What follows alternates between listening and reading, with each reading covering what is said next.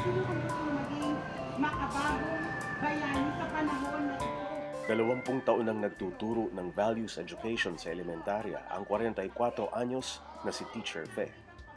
Mula nung nagturo ako sa La Huerta Elementary School noong 1993, teacher ako ng grade 1 sa umaga at teacher ako ng kinder sa hapon.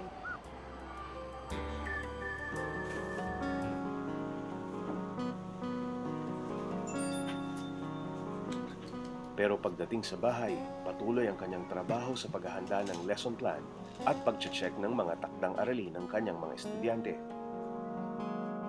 Siya rin ang gumagawa ng sarili niyang visual aids, katuwang ng kanyang asawang si Robert na isang pintor. Mostly galing talaga ito sa aming packet, pero yung karamihan dito rin sa mga gamit na ginagamit namin ay nire-recycle namin if ever na meron kaming nakita na materials. Maituturing ang modern-day heroes ang mga butihing nating guro dahil hindi matatawaran ang kanilang dedikasyon sa napili nilang propesyon. Pero para kay Teacher Fe, hindi natatapos ang kanyang tungkulin sa 4 na sulok ng silid-aralan.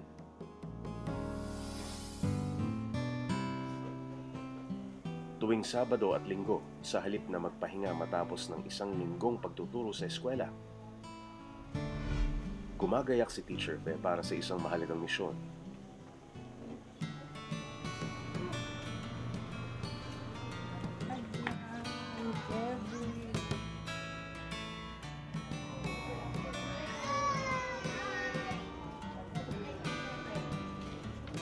Pagsapit ng 2:00 ng hapon, nakaabang na ang mga batang ito sa ilalim ng La Huerta Bridge sa Parañaque sa pagdating ni Teacher Fe. At bago tayo magsimulang magkwento, syempre, sama-sama muna tayo magdasal. Bukod sa pagiging guro sa paaralan, nagtuturo rin pala si Teacher Fe sa mga kabataang kapuspalan sa kanilang lugar.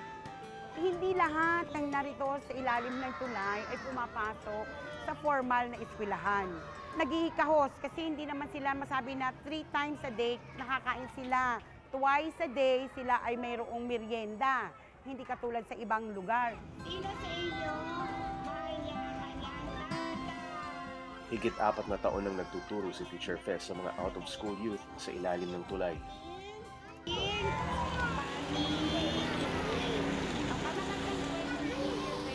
Mas maganda magturo sa formal school kasi mayroong classroom setup, provided kayo ng lahat ng bagay, kuryente, yung lugar na pagtuturuan mo, mainam. Sino bang teacher ang pipiliin na magturo sa ilalim ng tulay? Pero may mga mentors din kasi ako na nag-e-inspire sa akin until now. For 20 years kong pagtuturo, marami na akong nakita na babasa, napapanood sa TV, na nakaka-inspire sa akin. So sabi ko nga sa sarili ko, kung sila nga nagagawa nila bakit hindi ko magagawa? Anong title? Okay, Jeff. Isa sa mga always present sa kanyang klase, ang 6 na taong gulang na si Jeffrey.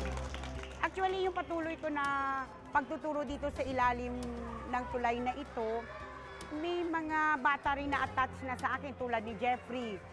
3 years old pa lang yan, nasa akin na ngayon, 6 years old na. Patuloy ako sa kanyang pagsubaybay rin hanggang sa pumasok na siya sa formal school, sa eskwelahan namin.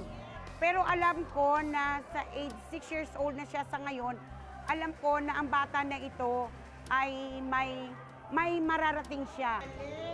Pag nagpupunta po rito si Teacher Fe, pupunta po sa akin, Mama, nandiyan po nandiyan si Teacher Fe, sabi niya, makikinig ako doon. Maliligo siya. Pagka kasi maligo, pupunta na siya. Jeff, ano pangalan ng bangka na ito?